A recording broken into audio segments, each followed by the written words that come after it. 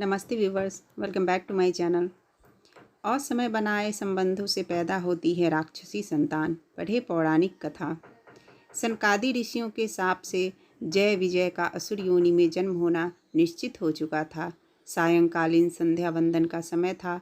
महर्षि कश्यप अपनी यज्ञशाला में नित्य कर्म पूजा पाठ की तैयारी कर रहे थे। उसी समय उनकी पत्नी दीति सर्वश्रेष्ठ पुत्र प्राप्ति की कामना से उनके समीप पहुंची। तपोनिष्ठ महर्षि ने असमय जानकर दीति को अनेक प्रकार से समझाने का प्रयत्न किया, किंतु उसके दुराग्रह के कारण वह विवश हो गए। प्रभु की इच्छा जानकर उन्होंने दीति को संतुष्ट किया। तदनंतर दीति के क्षमा याचना करने पर उन्होंने कहा, देवी, तुम्हारा अपराध अक्षम्य है। कामासक्त होने के कारण तुम्हारा चित्त मलिन हो गया था। तुमने असमय का ध्यान नहीं रखा, मेरी आज्ञा का उल्लंघन किया और रुद्रगणों का तिरस्कार किया है। इसके कारण तुम्हारे गर्भ से दो अत्यंत पराक्रमी और क्रूर करने वाले पुत्र उत्पन्न होंगे। उनका वध करने के लिए भगवान नारायण स्वयं अवतार लेंगे। अपने पति के तेज को दीति ने 100 वर्षों तक धारण किया। 100 वर्ष पूरे होने पर दीति के 2 जुड़वा पुत्र हुए।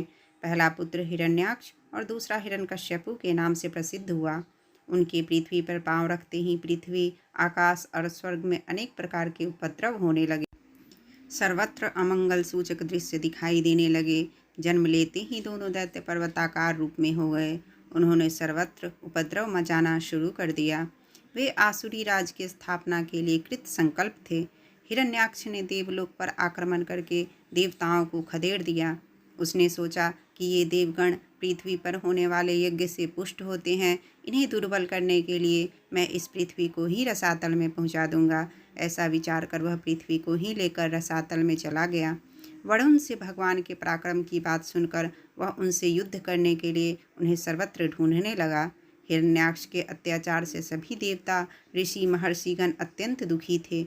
उसी समय ब्रह्मा जी के संकल्प से स्त्री पुरुष का एक जोड़ा उत्पन्न हुआ, जो मनु शतरूपा के नाम से विख्यात हुआ। ब्रह्मा जी ने उन्हें मैथुनी सृष्टि की आज्ञा दी।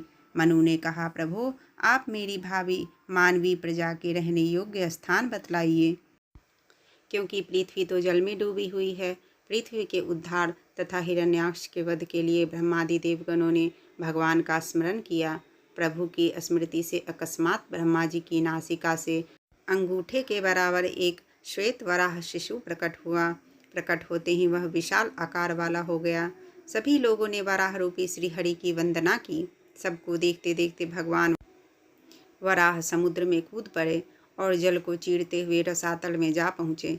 भगवान को अपने उद्धार के लिए आया जानकर पृथ्वी देवी ने उनकी स्तुति की। तदनंतर भगवान ने बड़ी भयंकर गर्जना की और अपनी दाढ़ों पर पृथ्वी को रखकर समुद्र से बाहर निकलने लगे। उनकी गर्जना सुनकर हिरण्याक्ष उनसे युद्ध के लिए आ धमका। भगवान वराह और हिरण्याक्ष का घमासान युद्ध हुआ। अंत में वह भगवान के हाथों मारा गया। उस समय देवताओं ने भगवान वराह पर पुष्प वृष्टि करते हुए उनकी तरह तरह से स्तुति की। भगवान वराह पृथ्वी को स्थापित करके अंतर्धान हो गए। इस प्रकार श्वेत वराह कल्प की सृष्टि प्रारंभ हुई।